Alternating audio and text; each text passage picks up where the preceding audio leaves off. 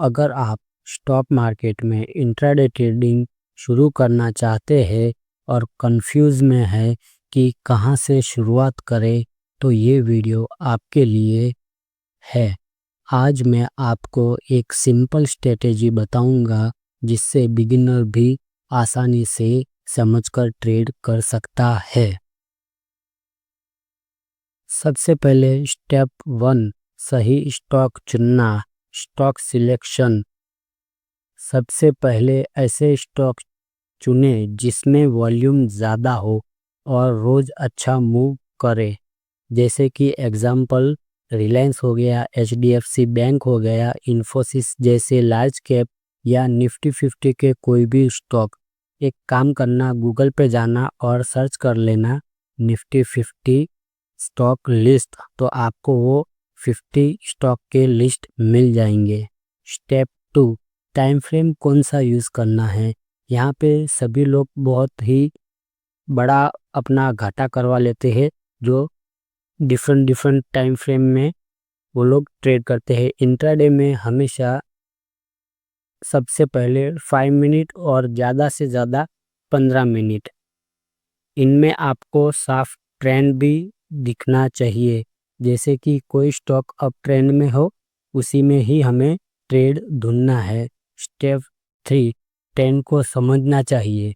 जैसे कि down trend हो तो वो स्टॉक को, जो सिलेक्ट आपके स्टॉक है उसमें से जो डाउन ट्रेंड वाले हैं उन्हें अलग कर देना है। जो अप ट्रेंड वाले हैं सिर्फ उन्हें ही हमें वॉच लिस्ट में ऐड करके रखना है।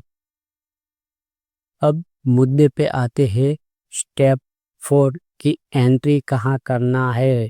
एंट्री तो बताओ भाई। तो ठीक है, हम एंट्री भी बता देंगे, पर पहले मेरी एक बात सुन लो। समझो कि जब स्टॉक पिछले हाई को ब्रेक करे और वॉल्यूम उस पर ज़्यादा हो, तो वो स्टॉक में एक अच्छा मूव आ सकता है। और सेल तो हम इसमें करेंगे नहीं, क्योंकि ये बाइंग स्ट्रेटेजी है, तो वो भी मैं आपको चार्ट पे लेके सिखाऊंगा। तो फिर चलो चलते हैं हमारे स्टॉक के किसी भी चार्ट पे और स्ट्रेटेजी सीखते हैं। Step 6, money management. कभी भी पूरे पैसे एक ही ट्रेड में न लगाए। कैपिटल को सिर्फ 5 या 10% तक ट्रेड में यूज़ करें। यहाँ पर काफ़ी सारे लोग ये गलती कर बैठे हैं कि जितना भी उनका कैपिटल है वो सारा एक ही ट्रेड में लगा देते हैं, और कुछ लोग तो स्टॉप लॉस भी यूज़ नहीं करते, उसकी वजह से उनको बहुत बड़ा नुकसान भी हो जाता है। तो हमें सिस्टम से ट्रेड करना है, ना कि कुछ यहाँ वहाँ से सुन लिया, देख लिया और ट्रेड कर लिया। किसी ने टेलीग्राम में टिप्स दे दी तो उसको देख के उसने ट्रेड ले लिया, या तो फिर टीवी पे न्यूज़ पे देख लिया तो उसने उसको देख के ट्रेड ले लिया। ये बिल्कुल हमें नहीं करना है। हमें हमारा स्ट्रेटजी, हमारे सेटअप का पूरा जो है उसका वेट करना है, फिर ही हमें ट्रेड लेना है। तो चलो चार्ट पे चल के आपको मैं स्ट्रेटजी सिखाता हूँ। ट्रेड में जाके हमें जो हमारा इंडिकेटर है वो लगा लेना है, और इंडिकेटर में जाके हम सबसे पहले यहाँ पे मूविंग एवरेज सिलेक्ट कर लेंगे। जैसे कि ये रहा, मैंने ऑलरेडी लगाया हुआ है, तो मैं आपको उसका सेटिंग दिखा देता हूँ। यहाँ से सेटिंग में जाऊँगा और ये जो लेंथ है उसकी वो 9 होगी, तो मैं उसको 15 कर दूंगा। 9 की जगह 15 कर दूंगा। बाकी का जैसे है वैसे ही रहने दूंगा। और फिर यहाँ पर मैं टाइम फ्रेम 5 मिनट सिलेक्ट कर लूँगा। उसके बाद जब भी 5 मिनट के चार्ट पे जब मूविंग एवरेज ऐसे ऊपर की साइड जा रही हो, थोड़ी सी राइजिंग हो, जैसे कि यहाँ से आपको दिख रहा होगा कि यहाँ से मूविंग एवरेज राइजिंग हो चुकी है, यहाँ से यहाँ, ठीक है। तो फिर जब भी राइजिंग मूविंग एवरेज 50 पे कोई भी एक बुलिश कैंडल फॉर्म होगी, तो मैं वहाँ पर अपना ट्रेड ले लूँगा। और ये मूविंग एवरेज को सपोर्ट लेते हुए होनी चाहिए, जैसे कि यहाँ पर अभी बनी हुई है। और अगर 15 मूविंग एवरेज राइजिंग पर सपोर्ट लेकर कोई बुलिश कैंडल बनेगी, तो मैं उसके हाई के ऊपर अपनी एंट्री करूँगा। जैसे कि ये जो ग्रीन कैंडल बनी थी उसका जो हाई है उससे मैं 30 या 40 पैसे ऊपर का बाइंग प्राइस लगाऊंगा और उसके लो के नीचे यहाँ पे मैं अपना इस ट्रेड का स्टॉप लॉस रखूँगा और मेरा टारगेट रहेगा 1:2।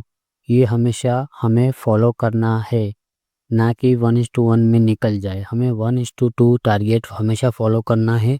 और देखिए यहाँ पर अच्छा सा अपना 1:2 जो टारगेट है वो अचीव हो चुका होगा। ये था टाटा पावर स्टॉक। ऐसे ही कुछ और मैं आपको ट्रेड दिखा देता हूँ दूसरे किसी और स्टॉक में। फिर ये सेकंड स्टॉक है, सेम 15 मूविंग एवरेज राइजिंग है।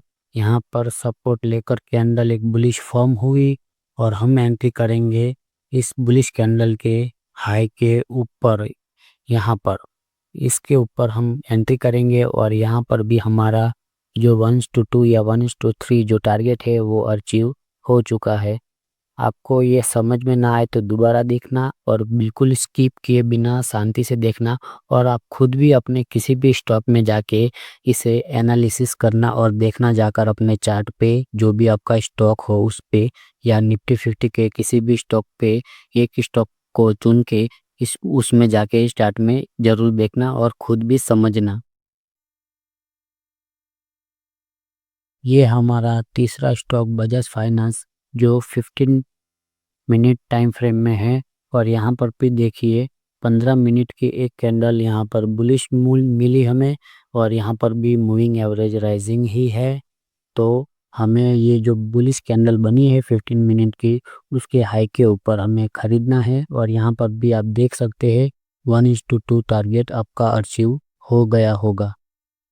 तो इसी तरह आप एकदम सिंपल वे में ये स्ट्रेटेजी यूज़ करके अच्छे अपना प्रॉफिट दिन का निकाल सकते हैं। चलो किसी और एक स्टॉक में भी देख लेते हैं।